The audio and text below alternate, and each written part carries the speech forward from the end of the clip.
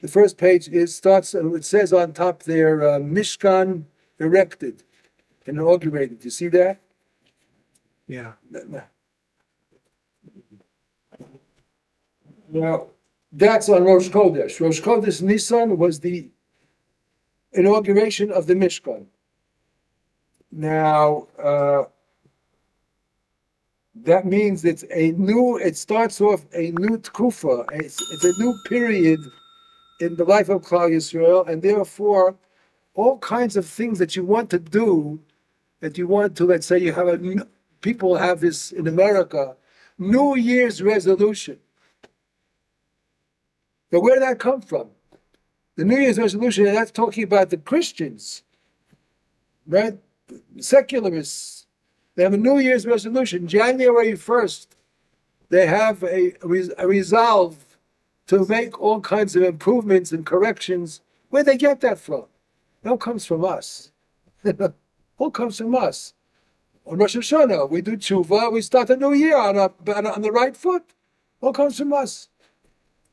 But even before Rosh Hashanah, we have here now, on Rosh Chodesh Nisan, what did we read just yesterday? Pashas HaChodesh.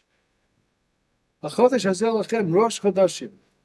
We have 2 Rosh Hashanahs every year. 2 Rosh Hashanahs. We have Rosh Hashanah of the year. We have Rosh Hashanah of the months.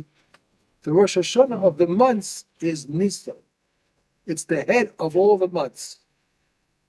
Not only that, it's the head of all the months. Somebody pointed out to me, they have every 28 years, what is it called? The solar renewal. Like the sun comes back to its original time of creation.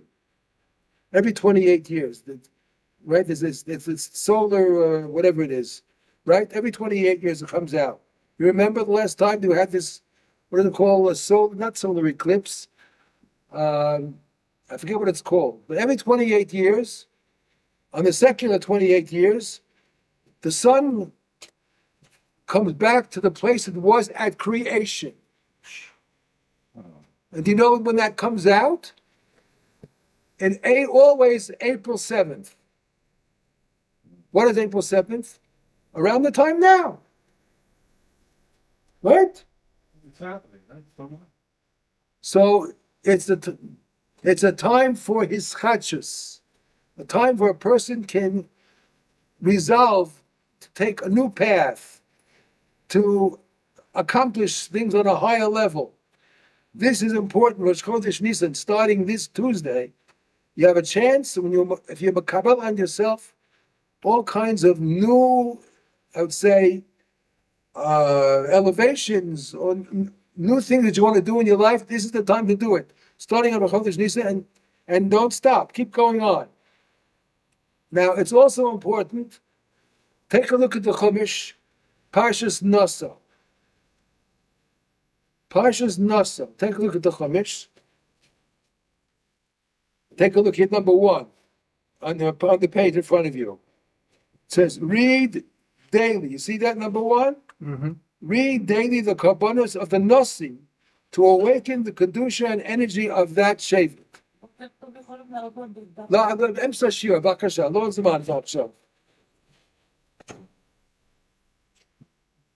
Every single month, another Nasi. There are 12 Shvatim, 12 months of the year. Every month, another Nasi brought a carbon.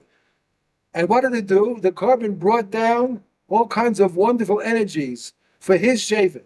And we, being the benefit, because we're reading all of them, what we have to do is open up the Chumash and Parshas Nasa, and every single day, read the Nasi of that day. Read there the Kabbalah of the Nasi to awaken the Kedusha and energy of that shevet, and you, being the inspiration, will get from those energies. You understand that, Rabbi Say? Very simple thing.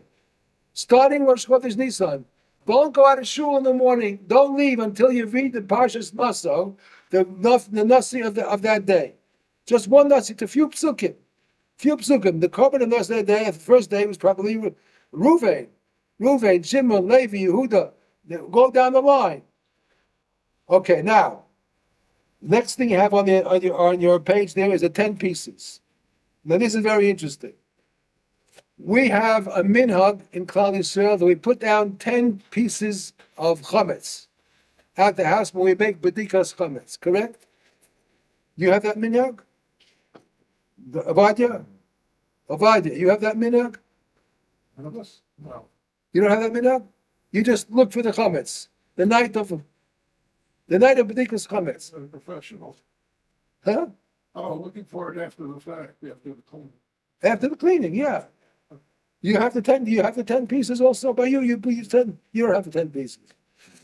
Many homes have a minhag that someone goes around and puts 10 pieces, right? Some people think they get their grandchildren to do it, the children to do it, or the wife does it, and then the husband goes around with the candle and he's looking for the 10 pieces. What if you live alone? Who's going to do it for you?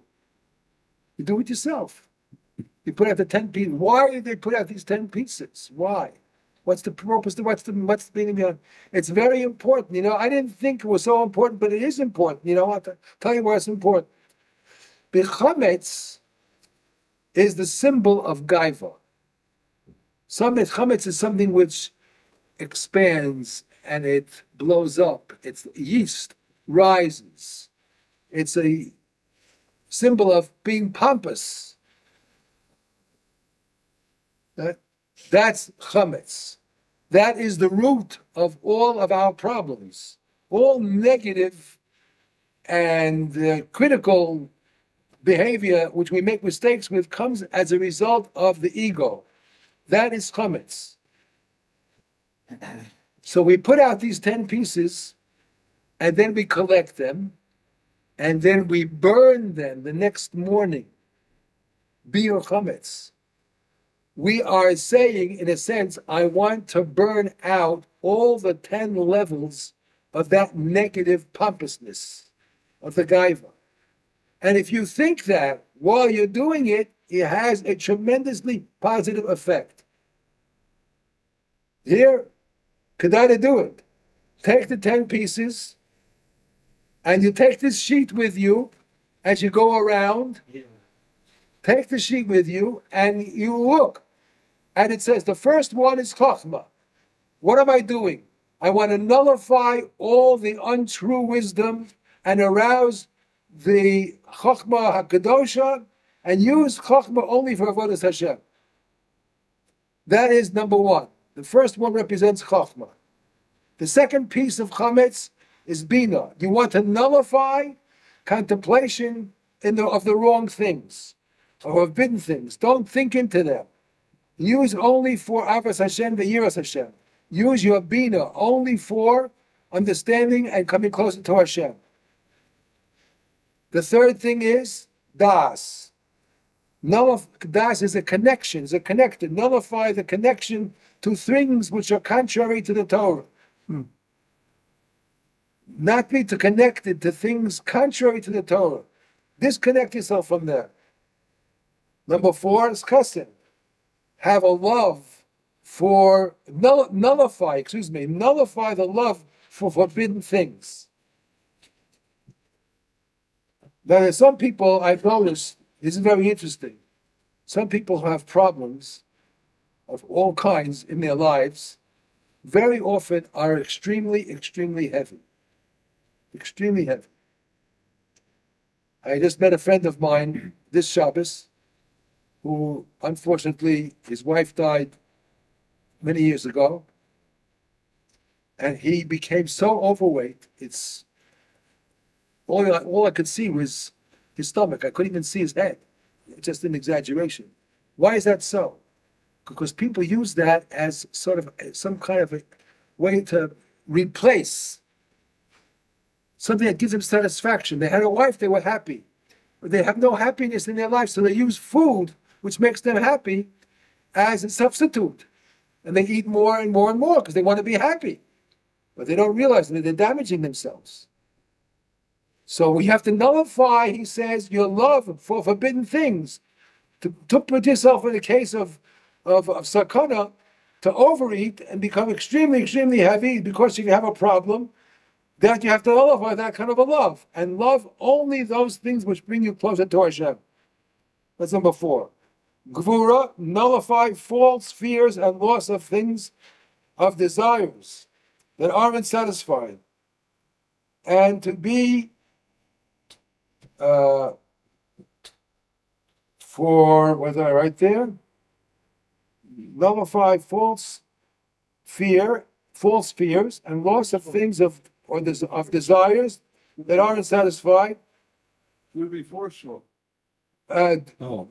Be forceful against evil. And to be forceful against evildoers and sinners. And that's what the kfur is. But you can't do that physically today. If you try to act out physically against evildoers and sinners, you're going to get yourself in jail. So you have to do it with a lot of intelligence. Be forceful in a very intelligent way, and not in a physical way, against people who are doing evil for the world and sinners. Teferes, nullify pride and haughtiness, that we understand, and not to flatter anyone except for the service of Hashem. To flatter someone for the service of Hashem, that is permissible because it brings him closer. I remember a rabbi was once, I was president of the shir, and the rabbi gave the shir, and somebody raised his hand. He asked a question. And the rabbi said to him, "Well, that's a fantastic question. That's a fantastic question that you asked." So the person who was sitting in the second row, after the rabbi said to him, he turned around to all the other Talmidim. "Did you hear that?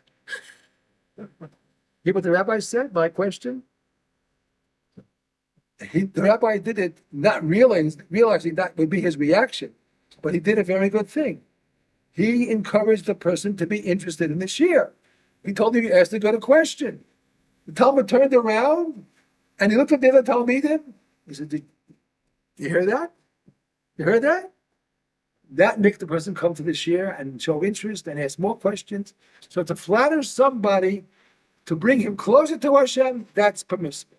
But not to flatter somebody just because of your own personal interests. That kind of flattery is considered taboo. Number 7 is netzach, nullify desires for victory for evil or one's enemies.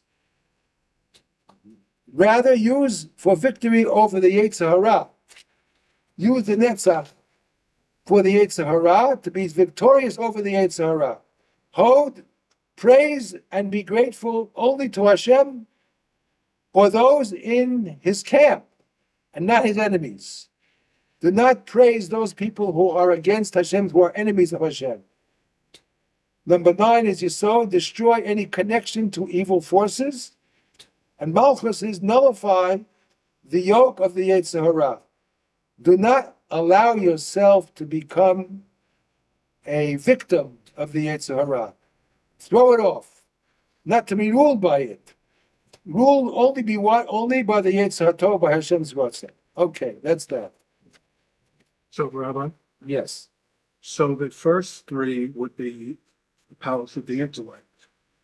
Chochmah Bina V'das, correct. And then you have Chesed, Gevurah, Tiferet, or emotions. They are more towards the physical side. Yeah, they're emotions, right. The first ones are more rational. First 3 are rational, and the others are more either emotional or physical. And then Netzach, Hod, and Yesod are personality traits. Okay. Well, so is Tiferes. I mean, it's always glory, is pride. But Tiferet comes under emotions. I understand. Okay, we can give you those. A very good observation. Huh? A very good observation. Okay. Now the next important thing is, if your page number, which it says the Kavanas Achilas Matzah. Kavanas Achilas Matzah. I think that's the second or third page. Kavanas Achilas Matzah. Now, what we have here on the Seder night is very often the following. People are saying the Haggadah, and many of them don't understand a word of what they're saying. Some people like to have this, they sing the songs in the Haggadah. Part of the Hallel is in there also. They sing, Manishtana, and they sing it. But as they're saying the Haggadah, and it's, not so interesting because they don't understand what they're saying, they're trying to rush through it to get to the food. I actually was that one where someone said, I'm not going to read the whole thing, are we? What? In that case, you know what people should do? They should rather read it in English. Right. If you don't understand what you're saying in the Haggadah, you don't have the mitzvah. The mitzvah is to say over what happened in Mitzrayim and, think about it. And if you don't understand what you're saying, you should do it in English. No question about it. The mitzvah is not to say it in Dafka, and that's the way, over the centuries, that was the language of the Jewish people. Lashon HaKodesh, so everyone understood it. But if you're in a position where you don't understand what you're saying, do it in English. Say the Haggadah in English. No question. All right, when you get to the matzah. Now here is a very important thing. We have the night of Pesach, we have a number of mitzvahs. Some of them are Doraisa, some of them are Rabban. The Doraisa mitzvahs are, number one, the story of Yetzias Mitzrayim, the story itself. And that's why you should do it in English, because the idea is understand the story. The second mitzvah we have is the Doraisa, is matzah. Eating the matzah is the mitzvah Doraisa. Now, because it's a mitzvah Doraisa, we have to realize you just don't eat it and that's it. Make a motzi and that's it. I wrote down over here, and we'll go over each one of them slowly. Kavanah achilas matzah. This page. What you should be thinking about before you put the matzah into your mouth, and while you're eating it, but certainly beforehand. Think of what you're going to do now, and while you're eating it, contemplate on those thoughts. Okay, number one. I wrote it in Hebrew, but I'll translate. Mitzvah hayachida b'zman hazeh daraisa. It's one of the only mitzvahs that we have today, in our times, that involves an object of mitzvah. A matzah is like an esrog. You hear that? A matzah is like an esrog. An esrog is a mitzvah, right? It's a object of mitzvah. The matzah is an object of mitzvah. Usually, the mitzvahs that we do, our body does the mitzvah. But when you come to Pesach, the matzah is the mitzvah, and we are taking this object of mitzvah and internalizing it. So that's the number one. You have to realize that we are internalizing an object of mitzvah. This matzah has kedusha. The matzah has kedusha. It's not just matzah that's baked, and it's not chametz. It has kedusha. Like an esrog has kedusha. You wouldn't take an esrog on Sukkot and just throw it at. But the esrog it's an object of mitzvah. A lulav is an object of mitzvah. The hadassim, the aravos, these are objects of mitzvah. The matzah is an object of mitzvah. It's like a tefillin. It's an object of mitzvah. So is a matzah, an object of mitzvah. Tefillin you wear, and matzah you eat, but you're taking the object of mitzvah and putting it into you, bringing the kedusha into yourself. Okay. Because of that, some people, you ever watch some people put on tefillin? They take the tefillin out of their little bag, and they kiss the tefillin before they put it on. To show their love of the mitzvah, they kiss the tefillin. When you take it off, also, then. Some people kiss it when they take it off and put it before they put it away. They kiss it again. Right. Did you ever see anybody kiss the sukkah when they go into the sukkah? Some people kiss the sukkah. When they go into the sukkah, they kiss the right, like where the mezuzah would be. They would kiss, and when they leave the sukkah, they kiss it again. Huh? I've seen people with the door. Where? Uncovered. At the curtain. They kiss the Aron Kodesh. In the same way, there are some people who kiss the matzah. before you eat it, before you make the bracha, you show your love of the mitzvah by kiss the matzah.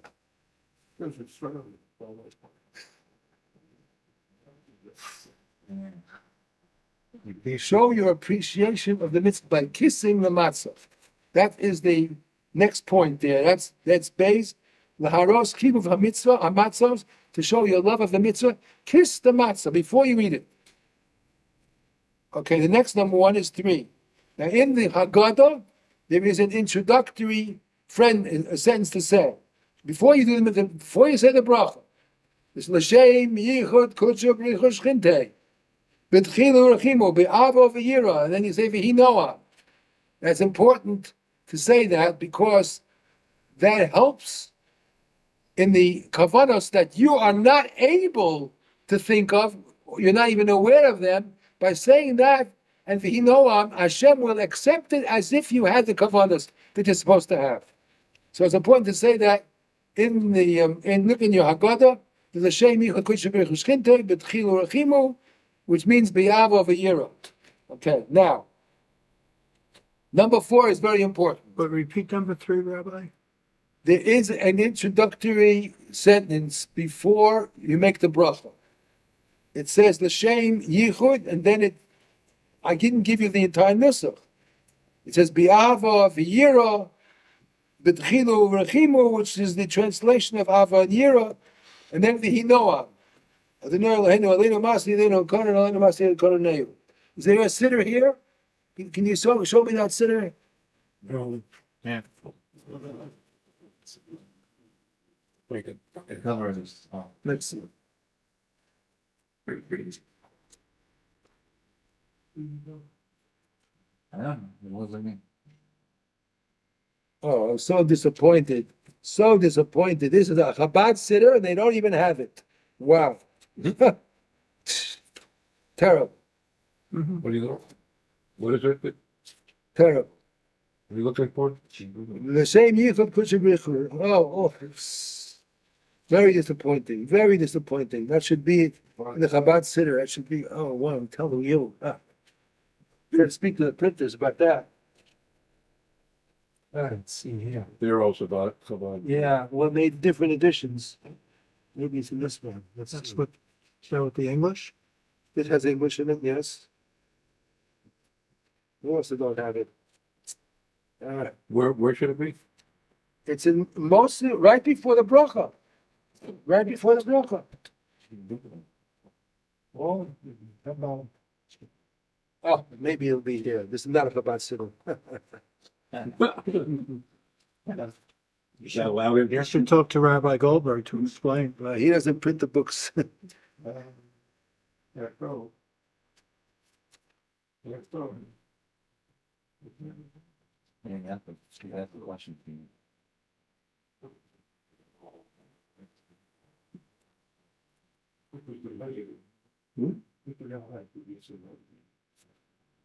You will have to do some editing. Also for the French one. A lot of editing. Yeah. You missed it.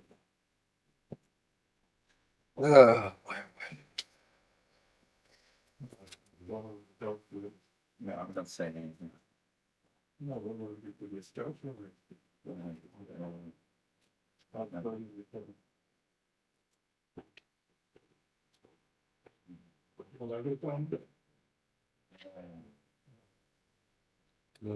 Serious. Promoting Pesach.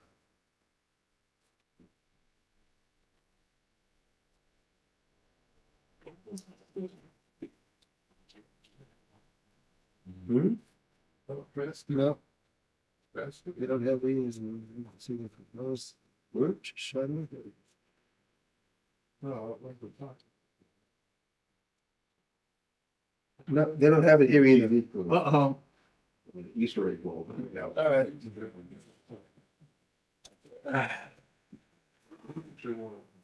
In any case, hopefully your Haggadah will have it. It should be an introductory.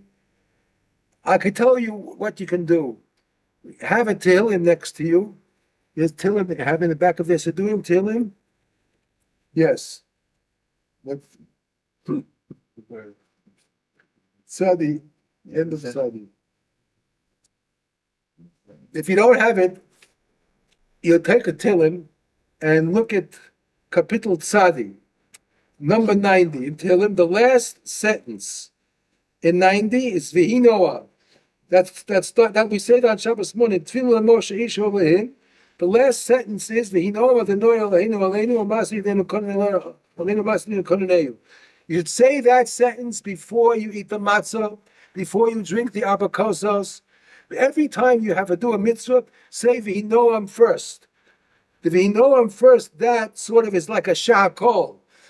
It's all the kavanas that I'm supposed to have that I don't even know what they are. And if I don't and do know what they are, I don't know how to think about it, how to do it.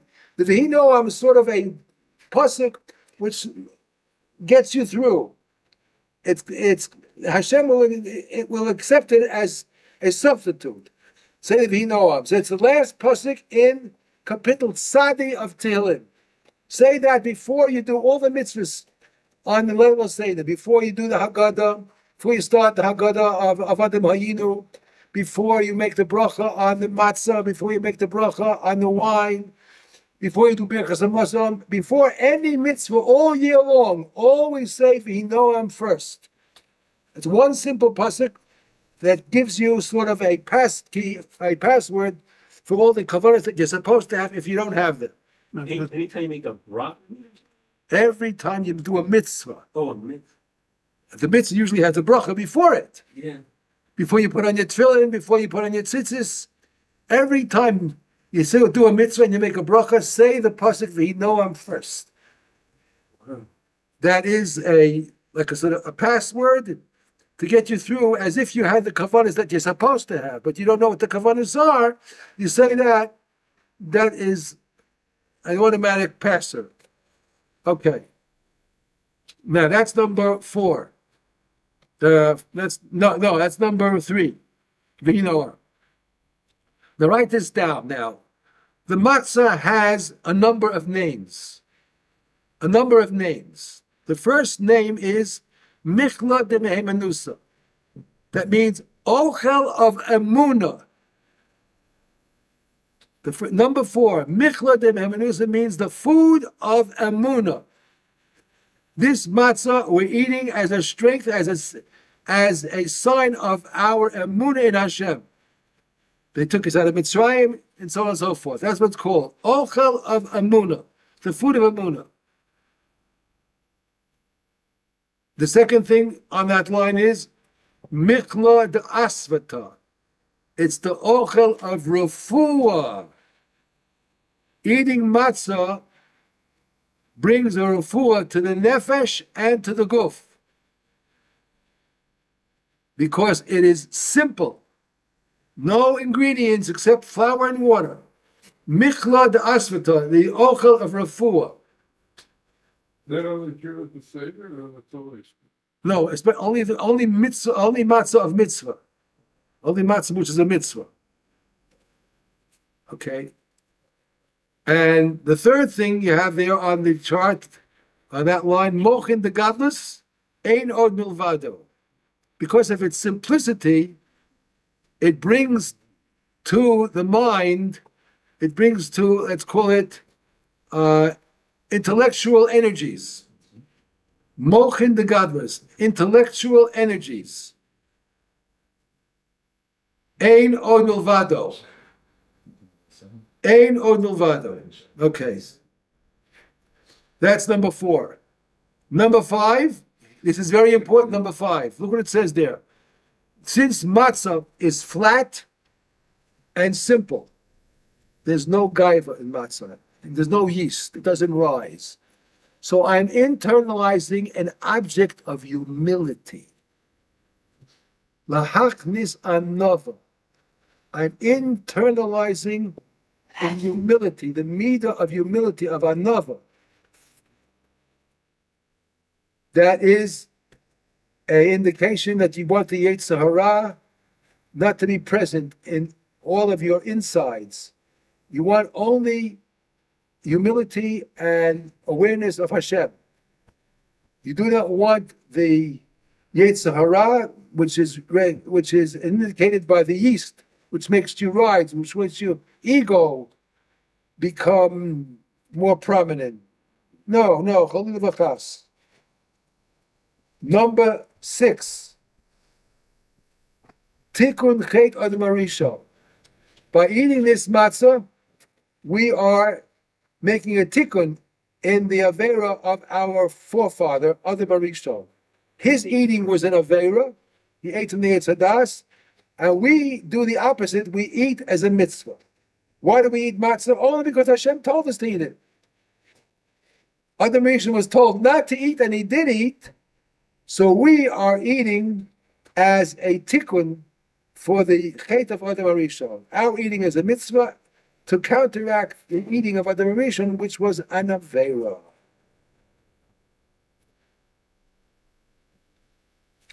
Number 7. Levarer kedusha me'achulu. This is a Kabbalistic kavanah. You have to realize that the matzah is an object of flour and water, but the flour and water are able to be flour and water because only of the kedusha inside the flour and water. What gives the flour and water their consistency? What makes them able to be blended? Because there's kedusha inside the flour and the water. And by me eating this and grinding it in my teeth, I am separating the good from the bad. Some of the good will go into my body. The waste will be eliminated. In the same way, I am trying to remove those sparks of kedusha from the matzah and release them to go back up to Shemayim. That's what it means. Levarer kedusha me'achulin. I want to release the sparks of kedusha that are inside the matzah and let them go back up to Shemayim. Number 6. That was, let's see, 1, 2, 3, 4. 1, 2, 3, 4, 5, 6, 7. That was 7.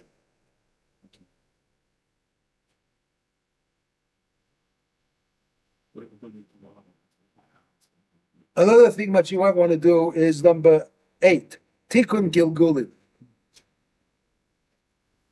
Very often, neshamas are recycled. They come back to the world. Now, some neshamas come back into the world to human beings.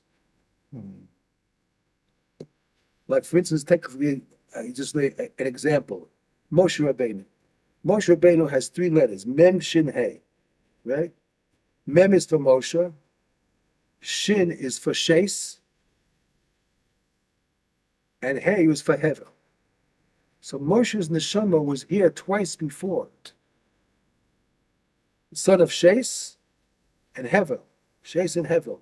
There were 2 neshamas, and Moshe Rabbeinu was the 3rd time.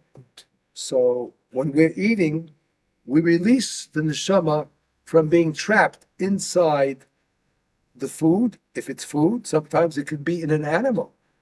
You know, you shecht an animal, and it could be that that animal has a neshama of a person in a previous life. Mashechting the animal and bringing the animal as a carbon, you do that person the biggest favor you can imagine. People say, oh, this is not the way we live. We're vegetarians. We don't believe in slaughtering animals. That's too cruel. That's sadistic. We don't believe in that. They don't understand what the world's all about. They don't realize that that animal can't wait to get on our table to a Shabbos meal. He can't wait. That's his whole purpose of existing, to serve Hashem. And if he's shechted, he's chosen out of all the other animals to be shechted and to be cooked and to be roasted and put on the Shabbos table and make a bracha over him. That's his biggest nachas. The next vegan meeting, you'll be a hit. Invite me. I'll be willing to talk. Well, what did he do? What did he say? Yeah, at the next vegan meeting, I'll be a hit. He'll be a guest speaker. I don't mind to come. Not very long lasting. I don't mind to give them a lecture on it. I'll be happy to give a lecture on it. Just invite me. That's all. People have, look, Understand, they don't have Torah learning. So the mind goes what seems to be. I mean, from their point of view, I can see what they're saying. How can you take a living thing and kill it because you want to eat? Insensitive. Right. They're also living things. How can you kill them because you want to eat? Well, you can go one step further. I mean, vegetables and fruits also have lives. How can you kill them and eat them also? So what's left? Eat yourself.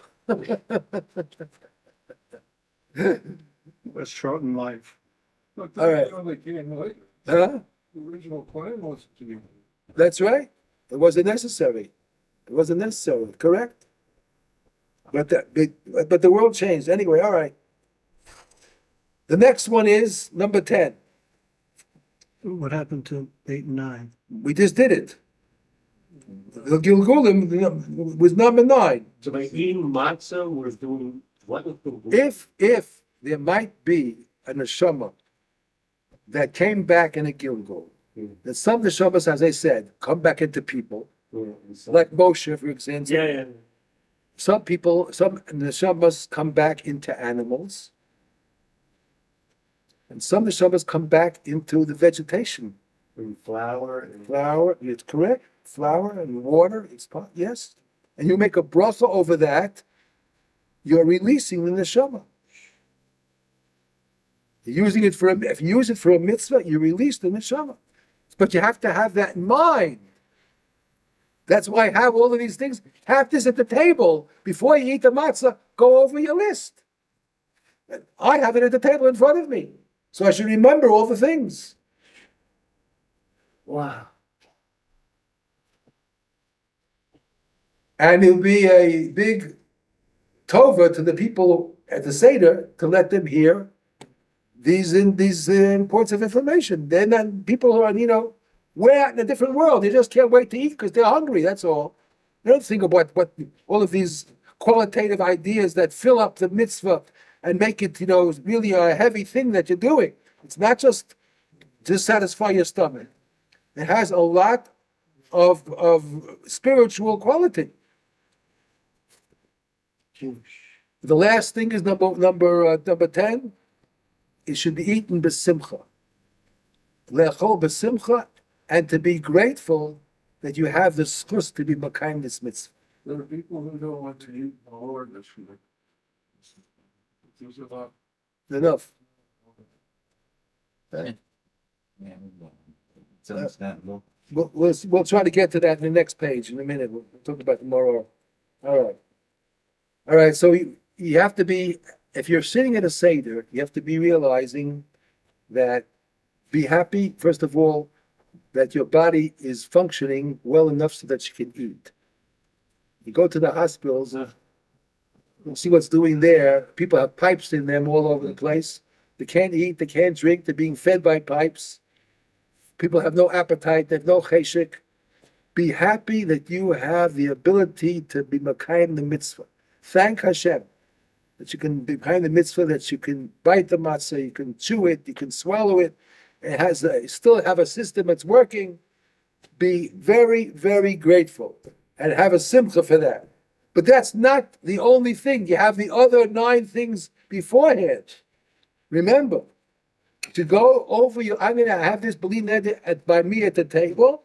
Before I eat the matzah, I look at my list and I have all these things in mind. That's the way to do it. That's why I made a list. I mean, if we just wanted to tell it to you now, I would make a list.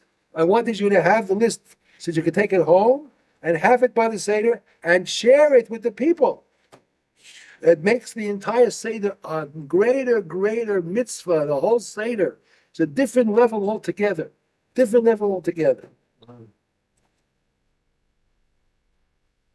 Okay, that's that page. There, on the bottom of the page, we can leave that. That's not for now. It's we don't have even the time for it. Let's go to the page that has the Cairo. All right. That's a page which says the Gimel Matzahs on it there. See that? It's the third page. Yeah. It's this page.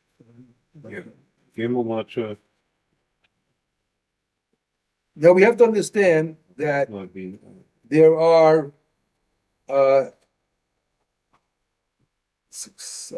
10 items. There are 10 items.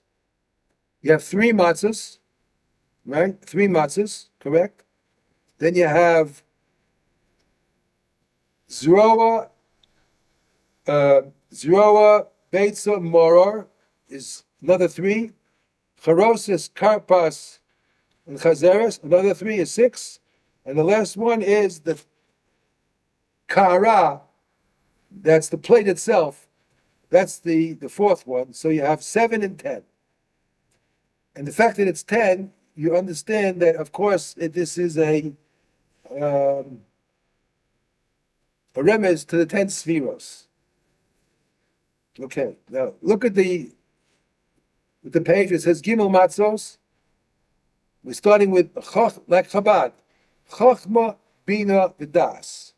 Where is that, Rabbi? Here, Chochma, Bina, V'das, or Kohen, Levi, Yisrael, or Avraham, Yitzchak, and Yaakov.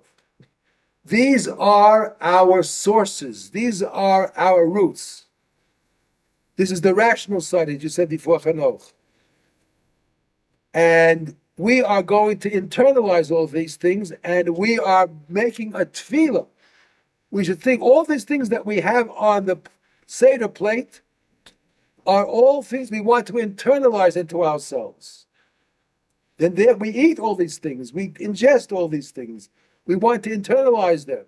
What are we internalizing? So the first 3 is Chachma, Bina, and Das. You want to have Chachma, you want to have wisdom, you want to have understanding, and you want to be able to put them all together to come out with the proper conclusions. That's the Das, to connect all those things with your life. They're also represented by Avram, Yitzchak, and Yaakov. Kohen, Levi, Yisrael. Okay. Then you have on the right side, underneath that, Zeroah. That is usually, they take the wing of a chicken or something, or a piece of bone, and that is the midah of chesed. That is the midah of chesed. That was for the Korban Pesach. And we eat from that, or you just have it there, and you should internalize that you should be a greater performer of chesed this coming year. Greater performer of chesed. To the left of that, you have the beitza, the egg, which is the zecher to the korban chagiga, or gevura. And therefore, as we mentioned earlier, we should use our grua, our inner strength, to be more, I would say, adamant about getting things done right, rooting out evil and uplifting the good in the world. Then you have the moror. Here we have to use this moror and say, when we eat the moror, and we have a brach on it. So first of all, you have to understand that horseradish is something which is good for the body. It cleans out the body. So it's a healthful food. You only don't eat a lot because it's too strong. Some use romaine lettuce instead of horseradish, which is also as good. That's certainly healthy for the body, romaine lettuce. But the idea is we're asking Hashem to have rachmanis on us because of all the bitterness. That's why we eat the maror. Asking Hashem to have rachmanis on us. We had enough bitterness, especially in this present tkufa that we're in now. So we're eating the maror, we're accepting it. We're accepting the maror, internalizing it, but we're asking Hashem to have rachmanis and say it's enough. It's enough.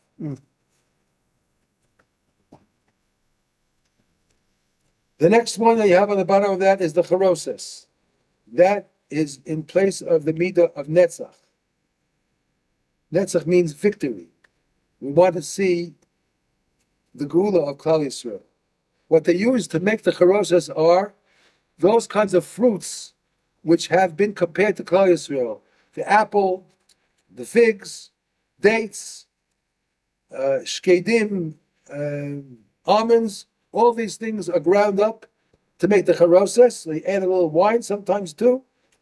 And therefore we're asking Hashem for victory over evil. And we want to see the Geula, the real Geula coming. That was what the charoses is for. I would say there's another important point in the charoses, that we should all be together. We have a number of ingredients all together in one. Unity. The unity. We have, charoses is made up of a few ingredients. All the other things are just one thing.